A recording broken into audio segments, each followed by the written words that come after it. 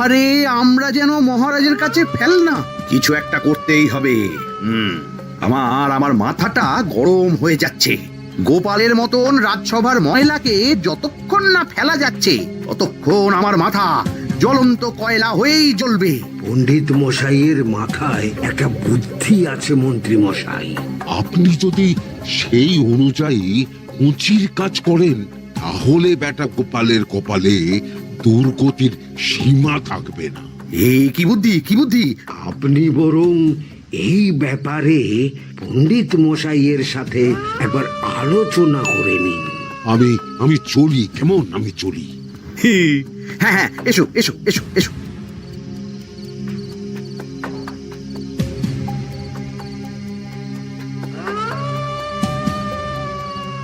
আরে ওই তো আমার বাঁ হাত ঘটা আসছে, বেটাকে দিয়ে একটা কাজ করাতে হবে। এ কি মন্ত্রী মশাই, আপনি এখানে দাঁড়িয়ে কি করছেন? এই একটা গুরুত্বপূর্ণ ব্যাপারে কথা বলছিলাম। একটা একটা কাজ করতে পারবি? কি কাজ করতে হবে বলুন মন্ত্রী মশাই। আমাকে একটু ঠান্ডা জল, পাতিলেবু আর পুদিনার পাতা দিয়ে শরবত বানিয়ে খাওয়াতে পারবি? সেসব আমার ঘরে ব্যবস্থা করাই আছে। চলুন চলুন, আমার সাথে চলুন। হ্যাঁ হ্যাঁ, চল চল চল চল চল।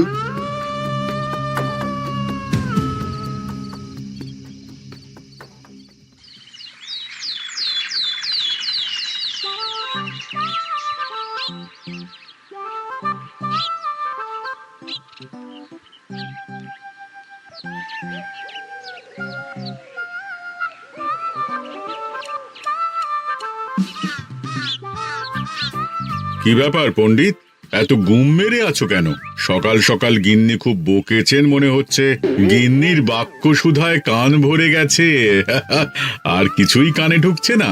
আরে দাঁড়াও দাঁড়াও পণ্ডিত, দাঁড়াও জ্যোতিষী। পণ্ডিত তো আমার কথা শুনতেই পেল না মনে হচ্ছে। তুমি তো দূর থেকে বলেছো, আমি তো বলেছি পাশ থেকে, তাতেও শুনতে পাইনি। কানের পোকা হলো নাকি? কি গো পণ্ডিত, ব্যাপার কি? কেমন বুঝছো? এ তো ভয়ানক কর্ণকোষ্ঠবদ্ধতার লক্ষণ। তুমি কচু বুঝেছো? আমার হয়েছে কর্ণগোপাল, তোমাদেরও হতো, কিন্তু তোমাদের দোকান কাটা বলে হয়নি। তুমি আমাদের অপমান করছো। তোমাদের অপমান বোধ থাকলে কোনো শব্দই কানে ঢুকতো না, শুধু একটাই শব্দ কানে বাজতো, গোপাল গোপাল গোপাল। এবারে রাজসভায় কিভাবে হেনস্থা হতে হলো মনে নেই?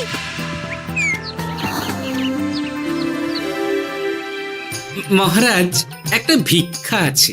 ভিক্ষার জন্য কৃষ্ণনগরের রাস্তাই সবচেয়ে উপযুক্ত জায়গা গোপাল, তুমি বরং সেখানেই যাও। মন্ত্রী, মন্ত্রী মশাই ঠিকই বলেছেন মহারাজ। যে যার নিজের জায়গা থেকে কথা বলে। কুকুর বলে ভৌ ভৌ, বেড়াল বলে মিউ মিউ, কাক বলে কা কা। মন্ত্রীর ভিক্ষার জায়গা কৃষ্ণনগরের রাস্তা, আর গোপালের ভিক্ষার জায়গা মহারাজ কৃষ্ণচন্দ্রের দুয়ার। বলো কি ভিক্ষা? বাড়িতে পুজো আছে মহারাজ, খরচা অনেক, কিছু ঋণ আবশ্যক। যদি 100 মোহর। ঋণ তোমাকে আমি দিতে পারবো না গোপাল।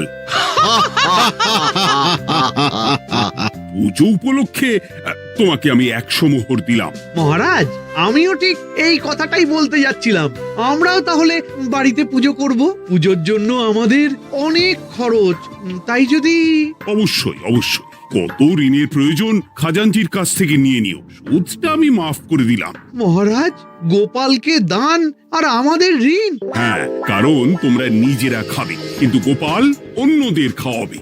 গোপালের মতো মানুষের সঙ্গে থাকাই হলো রাজধর্ম।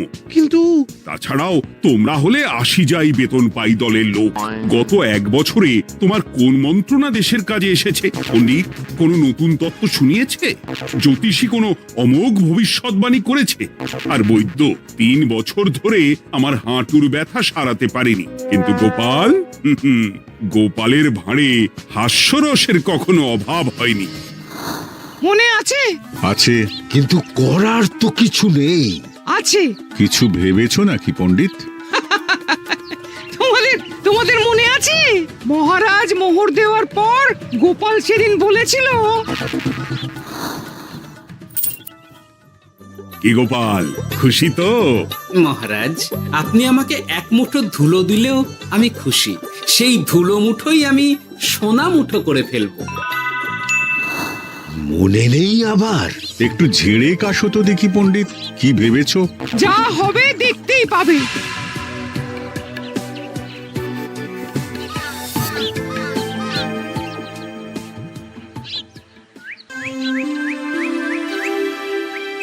মহারাজের জয় হোক, মহারাজের জয় হোক। ওরে বাবা, এই যে সকাল সকাল চান করে ঠান্ডা লেগে গেল মনে হচ্ছে। মহারাজ, ওই কবি গান উপলক্ষে গত মাসটা আমি কৃষ্ণনগরের কোণে কোণে ঘুরে বেরিয়েছি। প্রজাদের মধ্যে একটা অসন্তোষ আমি লক্ষ্য করেছি মহারাজ। অসন্তোষ? আমি তো জানতাম আমার শাসনে প্রজারা সুখে আছে। সুখে তারা ভাসছে মহারাজ, কিন্তু একটাই অসুখ, তারা মহারাজের দর্শন পায় না। তারা মহারাজের পদধূলির জন্য আকুল হয়ে আছে, মহারাজের দর্শন পাওয়ার জন্য চাতকের মতো অপেক্ষা করছে। চিত্রকরকে দিয়ে চিত্র অঙ্কন করিয়ে বিলি করে দিলেই হলো।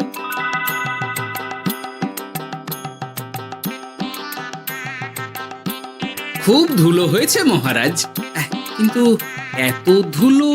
কালকের ঝড়ে ঢুকেছে। ঝাড়ুদার,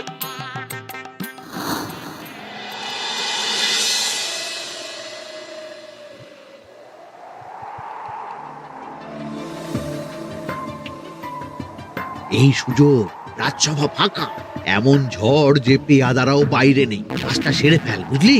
কিরে, কাজটা কর।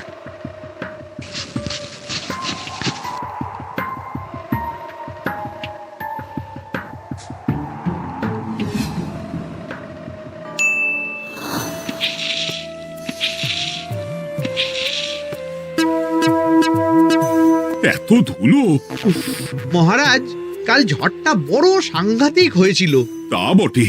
আচ্ছা গোপাল, তুমি বলেছিলে মহারাজ তোমাকে এক মুঠো ধুলো দিলেও সেটা সোনা হয়ে যাবে। এখনো সেই কথাই বলছি। মন থেকে বলেছিলে না মহারাজকে তেল দেবার জন্য? তেল দেওয়ার দায়িত্বটা তো আপনি নিজের কাঁধেই নিয়ে ফেলেছেন। আমি যা বলি সত্যি বলি। আজ যদি এই 4 ঝুড়ি ধুলো মহারাজ তোমাকে উপহার দেন, তখনও একই কথা বলবে? নিশ্চয়ই। মহারাজ, গোপালকে এই 4 ঝুড়ি ধুলো দেওয়ার হুকুম হোক। কি গোপাল, আমি তোমাকে যদি এই ধুলোর ঝুড়িগুলো দিই, তা থেকে সোনা আসবে নাকি? আসবে মহারাজ, মোহরের বস্তা আসবে। যদি না আসে, আপনি বলুন। তোমাকে কৃষ্ণনগর ছেড়ে চলে যেতে হবে। রাজি? আর যদি আমি পারি, তাহলে আপনাকে এই মন্ত্রীর চাকরি ছেড়ে দিতে হবে। কি রাজি? কি মন্ত্রী, রাজি? রাজি। গোপাল? রাজি মহারাজ। আচ্ছা, আর কেউ মন্ত্রীর পক্ষে বাজি ধরেছেন নাকি? হ্যাঁ, আমি আমি আমি আমি ও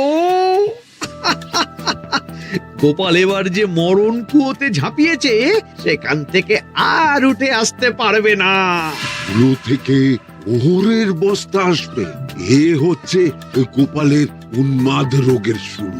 দেমাক দেমাক, মহারাজের পিঠ চাপড়ানি পেয়ে পেয়ে গোপাল ভেবেছে যে ও সব কিছু করতে পারে। এবার শুধু সেই দিনটার অপেক্ষা, যেদিন গোপালকে উল্টো গাধায় চড়িয়ে কৃষ্ণনগর থেকে বার করে দেব। এতটা নিশ্চিন্ত হবেন না মন্ত্রীমশাই। গোপাল কিন্তু হালকা কথা ছুঁড়ে দেওয়ার লোক নয়। কি বলতে চাইছো পণ্ডিত? ওই 4 ঝুড়ি ধুলো থেকে মোহরের বস্তা আসবে? না, তা বলছি না। অন্য জায়গা থেকেও তো মোহরের বস্তা আসতে পারে। তার সঙ্গে ধুলো মিলিয়ে দিলেই কেল্লা ফতে। গোপালের নিশ্চয়ই কোনো পরিকল্পনা আছে। গোপালের সব পরিকল্পনার গোড়া মেরে রেখে দিয়েছি পণ্ডিত। ঘটা আছে গোপালের পেছনে, আর ঘটা আছে গোপালের বাড়ির পাহারা। লুকিয়ে কিচ্ছু করতে পারবে না। আরে ওই তো বটা আসছে। বেল্লিক, উল্লুক, তোকে আমি জল বিছুটি দেওয়াবো। গোপালকে ছেড়ে চলে এসেছিস কেন? ছেড়ে আসবো কেন মন্ত্রী মশাই? গোপালকে ওর বাড়ির সামনে ছেড়ে এসেছি। ওখানে তো ঘটা আছে। ও বড্ড ঘুরিয়েছে বেটা। কোথায় কোথায় গিয়েছিল গোপাল? 4 ঝুড়ি ধুলো নিয়ে বেটা বাড়ির উল্টো দিকে হাঁটা দিল। চললাম পিছু পিছু। যাচ্ছিল কোন দিকে? নদীর দিকে, কিন্তু গোপাল দাঁড়ালো যদুর বাড়ির সামনে। এই যদু হলো সেই লোক যে লোকজনের বাড়িঘর কেনা বেচা করে আর লোক ঠকায়। আগে রাজধানীতে থাকতো। বেটা রাজধানী থেকে এই কৃষ্ণনগরে পালিয়ে এসেছে, এখানেও লোক ঠকাচ্ছে, কিন্তু বেটা এত চালাক যে কিছুতেই ধরা যাচ্ছে না। এইরকম লোককে ধরাচ্ছে হাতে রাখা ভালো নয় কি মন্ত্রী মশাই? সে তো জানি, কিন্তু ওর ওপর মহারাজের কড়া নজর আছে। এখন ওর সঙ্গে সম্পর্ক রাখা খুব ঝুঁকি। যাই হোক, তারপর হ্যাঁ, তারপর যদু, যদু রে, গোপাল খুড়ো, আরে তুমি এখানে কি করছো? দেখতেই তো পাচ্ছিস ধুলো, তবে যে সে ধুলো নয়, মহারাজ কৃষ্ণচন্দ্রের পদধূলি। শুনিসনি বোধহয় এখন কৃষ্ণনগরে সবচেয়ে বেশি চাহিদা মহারাজের পদরেণু। আচ্ছা, মহারাজের পদরেণু নিয়ে যাচ্ছ কোথায়? এই ছোট ছোট পুলিন্দায় ভরে কৃষ্ণনগরের প্রত্যন্ত জায়গায় যেখানে প্রজারা মহারাজের সাক্ষাৎ পায় না সেখানে বিক্রি করব। তোমার কি মাথা খারাপ? পায়ের ধুলো বিক্রি হবে? ওরে, গতবারে মাত্র 1 ঝুড়ি ধুলো 1000 মোহরে বিক্রি করেছিলাম, এবারে 4 ঝুড়ি। শোনো, তুমি আবার ঘুরে ঘুরে বিক্রি করবে কেন? তোমাকে আমি বরং 10 মোহর দিয়ে দিচ্ছি, তুমি আমাকে এগুলো দিয়ে দাও, আর বিক্রি করে যা হবে তোমাকে এই 40 ভাগ দিয়ে দেবো। ওই 10 মোহরে বদমাস যদুকে ধুলো বেচে গোপাল বাড়ির দিকে চললো। বাড়ির সামনে অব্দি পেছনে পেছনে গিয়ে তারপরে এই আপনাদের কাছে আসছি। বলিস কি রে, ধুলো বেচে 10 মোহর? ও মন্ত্রী মশাই, গোপাল তো একেবারে নাড়ি ধরে টান মেরেছে। গেল রাজসভায় এমন সুখের চাকরিটি গেল, এবার আবার রাস্তার ধারে গিয়েই বসতে হবে। এবার নবাবের দরবারে জায়গা আছে কিনা খোঁজ করি গিয়ে। তাত্তেরি 10 মোহর আর 1 বস্তা মোহরের মাঝখানে অনেক রাস্তা, সেই রাস্তায় আমি লোক বসিয়ে রাখবো। আরে আরে, ওই তো তোমার ঘটা আসছে। এই, তুই গোপালের ঘরের পাহারা ছেড়ে এলি কেন? গোপাল নেই নেই নেই নেই নেই নেই।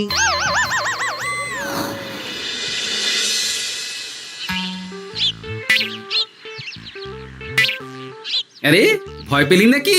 না না না না না, ভয় পাবো কেন? শোন, তোকে পেয়ে আমার খুব ভালো হলো বুঝলি। তোকে আমার একটা কাজ করতে হবে। বলো বলো। আসলে বুঝলি, আমার না গিন্নিকে নিয়ে তার বাপের বাড়ি যাওয়ার কথা ছিল, কিন্তু হঠাৎ বিশেষ কাজে আমাকে খামবাজে চলে যেতে হচ্ছে। এখন আমি গিয়ে গিন্নিকে বললে বুঝতেই পারছিস কুরুক্ষেত্র হয়ে যাবে একেবারে। তাই আমি কাউকে খুঁজছিলাম যে আমার বাইরে যাওয়ার খবরটা আমার গিন্নিকে গিয়ে দেবে। তুই পারবি বাবা ঘটা? ওরে বাবা, আরে আরে আরে, ভয় পাস না, তোকে গিয়ে মুখে কিছু বলতে হবে না। এই নে, এই চিঠিটা আমার বউকে দিবি।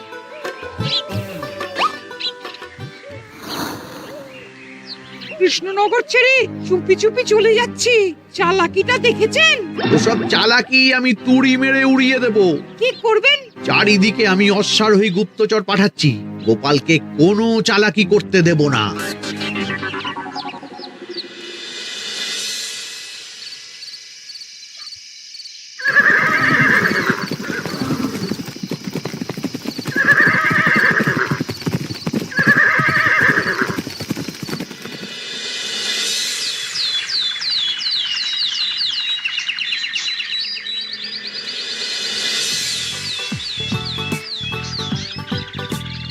অং বং পিং পং।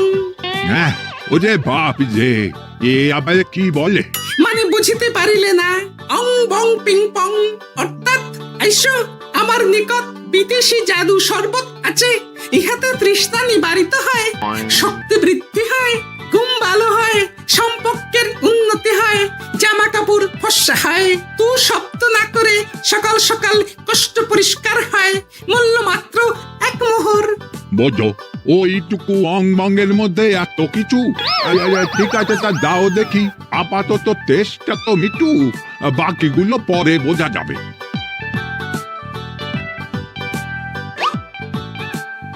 আহা, বড় ভালো খেতে তো। ঠং ঠং অর্থাৎ শক্তি বৃদ্ধি হলো। হ্যাঁ, মনে হচ্ছে গায়ে যেন 2 গুণ বল পাচ্ছি। কি হয়েছে ভাই? এ কে? এ ভিন দেশ থেকে জাদু শরবত নিয়ে এসেছে গো। জাদু শরবত ভিনদেশ। একেবারে, হ্যাঁ, একেবারে বহু ভুজা শরবত। খেলে তেষ্টা যাবে, গায়ে জোর হবে, ঘুম হবে, সম্পর্ক ভালো হবে, জামা কাপড় ফর্সা হবে, সকালে হ্রাস করে পেটও পরিষ্কার হবে। সে কি, দাও গো ভাই, আমাকেও দাও। গুড় জল, সঙ্গে একটু ভাজা মশলা, আমচুর আর বিট নুন, শুদ্ধ দেশি জিনিস, জানলে কেউ ছুঁয়েও দেখতো না। কিন্তু একটু বিদেশি গন্ধ দিতেই একেবারে হট্ট মেলা। আরে তোমরাও এসেছো দেখছি। সং সং শঙ্কা, লং লং লঙ্কা। মানে অর্থাৎ এই শরবত খেলে আর শঙ্কা নাই, বুদ্ধি লঙ্কার মতন ঝাল হয়ে যাবে। তারপর ডং ডং ডঙ্কা, টং টং টঙ্কা, ফাইন ফাইন, অর্থাৎ টাকা আসবে আমার কাছে।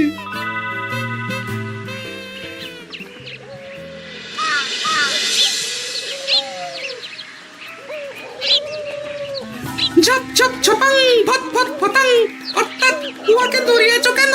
বেটা চোর অনেককে ঠকিয়েছে। অনেক দিন থেকে তককে তককে ছিলাম। এবার এই ধুলো নিয়ে মহারাজের পায়ের ধুলো বলে বিক্রি করছিল। একটা বেনামি চিঠিতে খবর পেয়ে বেটাকে ধরেছি। ব্যাং ব্যাং বিগ ব্যাং, অর্থাৎ বাহ বাহ বাহ বাহ। বেনামি চিঠিটা আমি দিয়েছিলাম বাবু।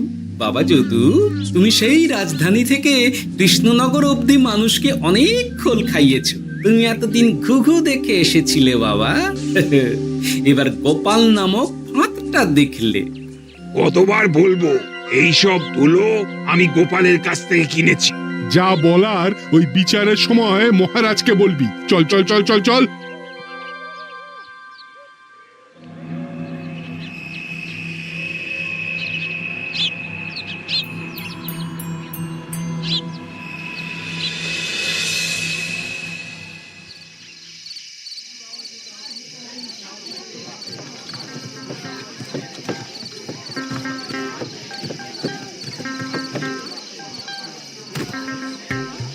ঝন্টু মন্টু ননাং ফু। নাও ঠেলা। এ সাহেব বলে কি ফু দিয়ে দিতে হবে? কি বলছো সাহেব? বুঝতে পারছি না, কোথায় ফু দেব? ঝন্টু মন্টু ননাং ফু, অর্থাৎ লবণ আছে? আছে আছে সাহেব আছে। কত লাগবে? ভান্ড ভরি আন্ডাকারি, অর্থাৎ যা আছে সব।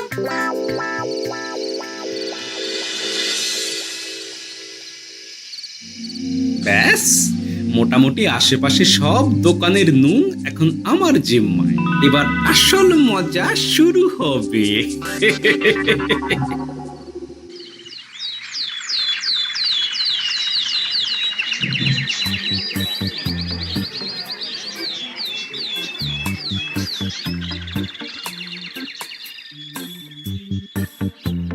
নুন আছে? না হুজুর, গোটা কৃষ্ণনগরেই নুন নেই। ওই দেখো, পুরো রাজসভাই বাজারে জড়ো হয়েছে। শান্তামনা, শান্টু মন্টু, এ আবার কি বলছে রে বাবা? শান্তামনা, শান্টু মন্টু, অর্থাৎ জনগণ শ্রবণ করুন। নান্টু কান্টু, নুন কিনিবেন, আন্টু আন্টু, আসুন আসুন। আমার আমার এক সের নুন লাগবে। শান্টু, অবশ্যই 1 সের লবণ 10 মোহর। 1 সের 10 মোহর? 10 মোহর লইবেন না লইবেন না? না, নেব না। উত্তম উত্তম, গান্ডা পিণ্ডে ঢিসুম ঢিসুম, অর্থাৎ তাহা হইলে নুনের বদলে গৃহিণীর প্রহার ভক্ষণ করুন। আমাকে 1 সের নুন দিন। আমাকেও আমাকেও। নুন ছাড়া বাড়ি ফিরলে গিন্নি ঘর ছাড়া করবে আমাকে। শুনলাম কৃষ্ণনগর থেকে নুন উধাও। আছে মহারাজ, আছে। কৃষ্ণনগরের সব লবণ আমার নিকটে আছে। 1 সের 10 মোহর। এত দাম? দাম তো হবেই মহারাজ। লবণ ছাড়া রান্না কেমন হবে ভাবিয়া দেখুন। ঠিকই বলেছ, রাজপাকশালেও তো রান্না বসেনি। 100 সেরের মতন রাজপ্রাসাদে পাঠিয়ে দাও। 1000 মোহর দিয়ে দাও।